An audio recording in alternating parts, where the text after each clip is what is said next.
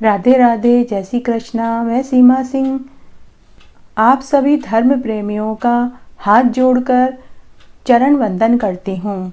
आप सभी को सावन मुबारक हो और आप सभी को सावन की ढेरों शुभकामनाएं और भगवान महादेव की आप सबके ऊपर कृपा बनी रहे।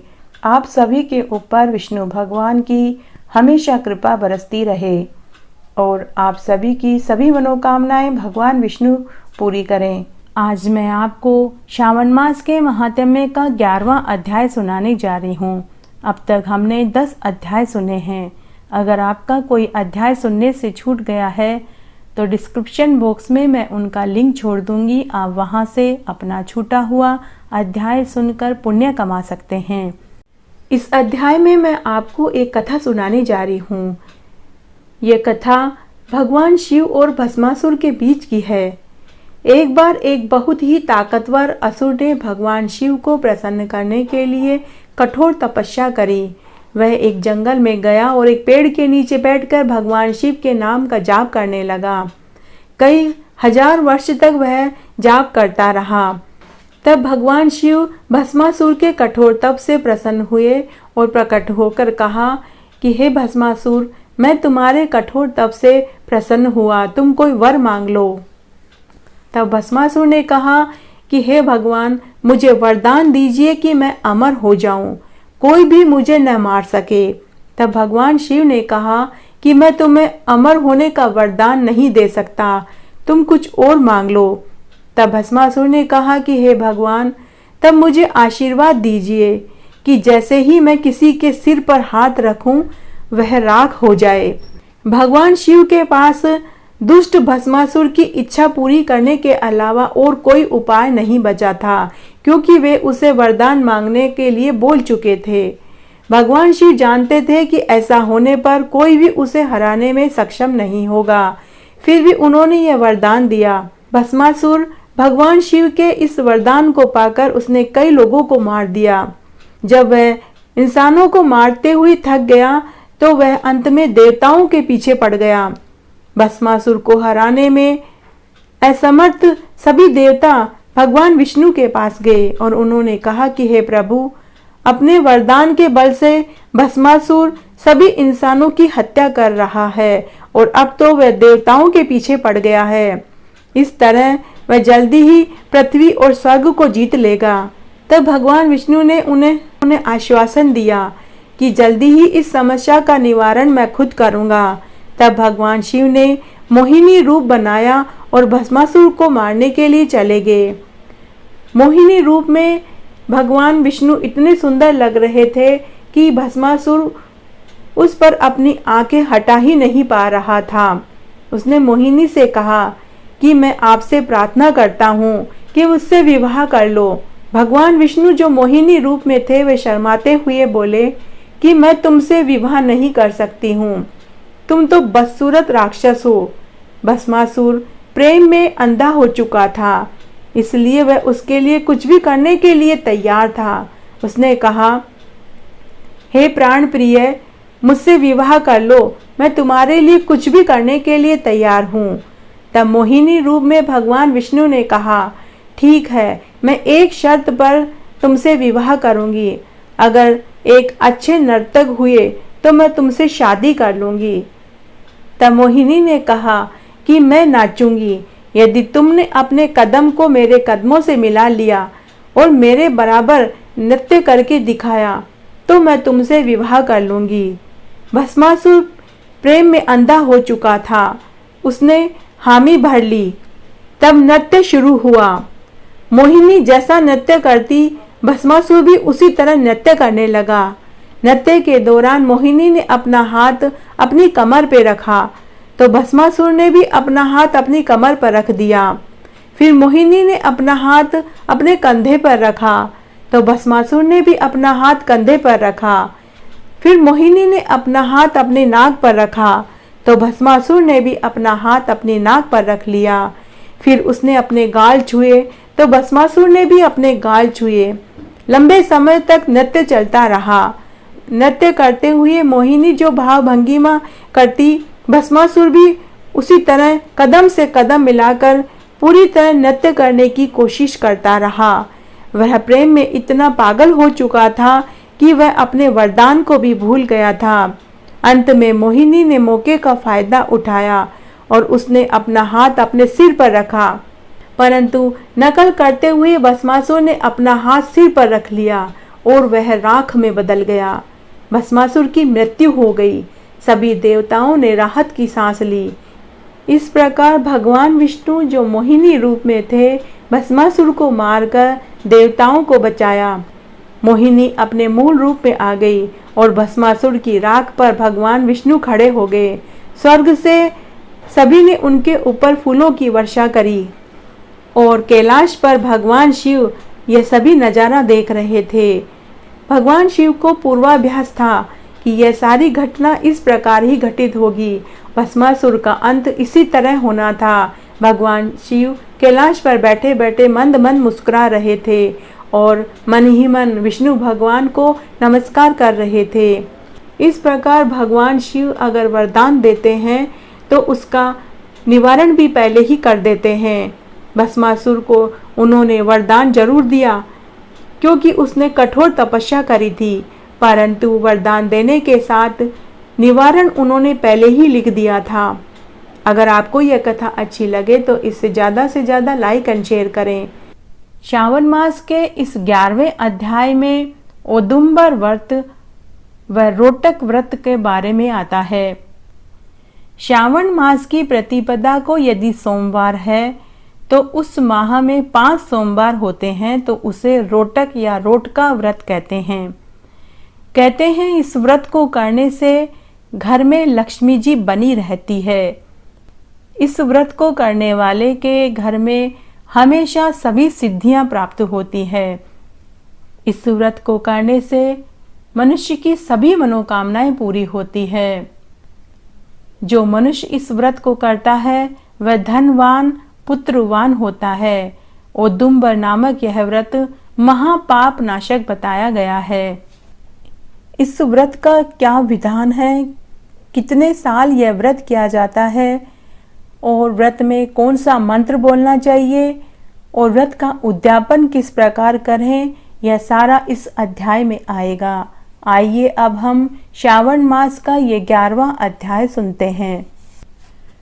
सनत कुमार ने भगवान महादेव जी से कहा कि हे देवेश, आपने मुझे सभी वारों के व्रत का विधान बताया है।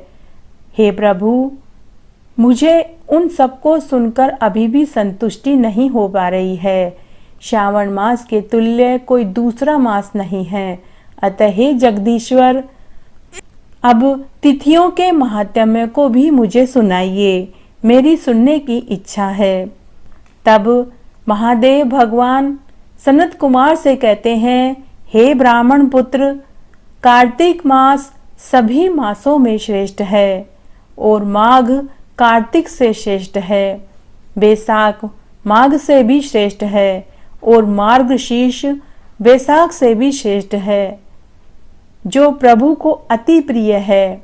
जगदीश्वर ने ये 4 मास अपने प्रिय मास कहे हैं और 12 महीनों में सावन मास शिव का स्वरूप बताया गया है, अर्थात मेरा स्वरूप बताया गया है। और श्रावण मास की सभी तिथियां व्रत वाली हैं, फिर भी इनमें से सर्वोत्तम तिथि को मैं तुमसे कहता हूँ।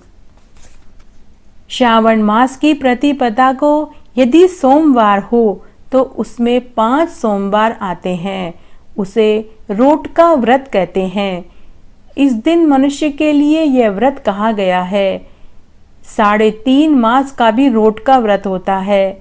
जो मनुष्य इस व्रत को करता है उनका घर लक्ष्मी, सर्व कामना और अर्थ सिद्धि से भरा रहता है। इस व्रत का विधान मैं तुम्हें सुनाता हूँ। यह व्रत श्रावण मास के शुक्ल पक्ष की प्रतिपदा को शुरू होता है। इस दिन प्रातःकाल उठकर व्रत का संकल्प लेना चाहिए और विल पत्र और तुलसी दल से भगवान शिव का पूजन करना चाहिए। नीलकमल, मालती, हजारा, चंपा, आक के पुष्प व ऋतु फल भगवान शिव को अर्थात मुझे चढ़ाने चाहिए। धूप दीप नैवेद्य से पूजन करना चाहिए। 5 रोटक अर्थात 5 रोट बनाने चाहिए, जिनमें से 2 रोट ब्राह्मण को देवें, 1 मेरे अर्थात शिव को अर्पण करें और 1 संव्रत में खाएं। पूजन करके अर्घ्य देना चाहिए। अर्घ्य में केला, नारियल, खजूर, तरककड़ी, छुआरा, अखरोट, नारंगी, अनार, काजू, बादाम और ऋतुफल होते हैं। अब अर्घ्य देने का फल कहता हूँ, वो ध्यान से सुनो। 7 समुद्रों सहित पृथ्वी दान का जो फल है वह इस व्रत को करने से मिलता है। अधिक धन चाहने वाले मनुष्य को यह व्रत 5 वर्ष तक करना चाहिए। उसके बाद रोटक से उद्यापन करना चाहिए। उद्यापन में अगर मनुष्य की सामर्थ्य है तो वह 2 स्वर्ण के रोटक बनाए। पहले दिन अधिवासन करके व अगले दिन प्रातः काल घी व बिल्व पत्र से आहुति देनी चाहिए। यह व्रत करने वाले की सभी मनोकामनाएं पूरी होती है। लेकिन अगर मनुष्य की सामर्थ्य स्वर्ण के रोटक बनाने की नहीं है तो वह आटे के रोटक भी बना सकता है। अब द्वितीय के व्रत का विधान मैं तुम्हें बताता हूँ। हे सनत कुमार, ध्यान से सुनो। जो मनुष्य इस व्रत को करता है वह धनवान व पुत्रवान होता है। यह औदुंबर व्रत महापाप नाशक है। अगर कोई मनुष्य इस व्रत को करता है तो श्रावण मास की द्वितीय तिथि को ब्रह्म मुहूर्त में उठकर स्नान आदि करने के पश्चात साफ वस्त्र धारण करें और व्रत का संकल्प लें और यह व्रत शुरू करना चाहिए। इस व्रत को करने वाले के घर में कभी किसी चीज की कमी नहीं आती। उसका घर अन्न धन और लक्ष्मी से भरा रहता है। इस व्रत में गूलर के वृक्ष का पूजन करना चाहिए। गूलर के वृक्ष का अगर अभाव है तो गूलर के वृक्ष का तस्वीर लेकर दीवार पर लगावें और पूजा करें और इन 4 नाम मंत्रों से बोलें। हे उदुम्बर, हे स्वर्ण के समान पुष्प वाले, हे जीव फल वाले, हे लाल अंडे के समान शोभा देने वाले फल, आपको मेरा नमस्कार है। इस प्रकार से वृक्ष में शिव व शुक्र का पूजन करके 33 फल लेकर उनके 3 भाग करें। 11 फल ब्राह्मण को दान में देवें, 11 फल शिवजी को भेंट करें अर्थात मेरे भेंट करें और 11 फलों का सम भोजन करें। अन्न का भोजन इस व्रत में वर्जित है तथा शिव व शुक्र का पूजन करके रात्रि जागरण करें। भजन कीर्तन में समय बितावें, झूठ चोरी परनिंदा से बचें और ब्रह्मचर्य का पालन करें। इस प्रकार से 11 वर्ष तक यह व्रत करें और उद्यापन करें। उद्यापन में अगर मनुष्य की सामर्थ्य है तो सोने का फल फूल वाला गूलर का वृक्ष और उसमें सोने के शिव व शुक्र की मूर्ति बना करके पूजन करें। अगर सामर्थ्य नहीं है तो फिर भगवान शिव और शुक्र की मूर्ति लेवें और गूलर के वृक्ष का पत्ता और फूल ले लेवें। अगले दिन प्रातःकाल गूलर की समीधा तिल और घी से हवन करें। हवन करने के पश्चात आचार्य का पूजन करें और सामर्थ्य अनुसार ब्राह्मणों को भोजन करावें। अगर सामर्थ्य है तो 100 ब्राह्मणों को करावें और अगर सामर्थ्य नहीं है तो 10 ब्राह्मणों को भोजन अवश्य कराएं। हे सनत कुमार, औदुंबर व्रत का फल क्या है वो मैं तुम्हें अब बताता हूँ। जो मनुष्य इस व्रत को करता है वह पुष्पित पल्लवित गूलर के वृक्ष की भांति उसका परिवार, उसका कुटुंब, पुत्र पौत्र धन संपत्ति से परिपूर्ण रहता है। मैंने इस व्रत के विषय में और किसी को नहीं बताया है। हे सनत कुमार, तुमने मुझसे इस व्रत के बारे में पूछा, इसलिए मैंने यह व्रत तुम्हें श्रद्धा पूर्वक और भक्ति भाव से बताया है। जो मनुष्य इस व्रत को श्रद्धा पूर्वक और भक्ति भाव से करता है तो उसका कहना ही क्या।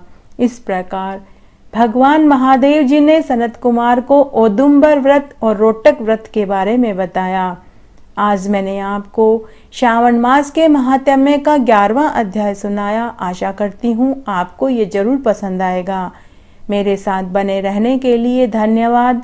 आगे की कथा के लिए आप मेरे साथ बने रहें, उसके लिए भी पहले से ही मैं आपको धन्यवाद देती हूँ। धन्यवाद।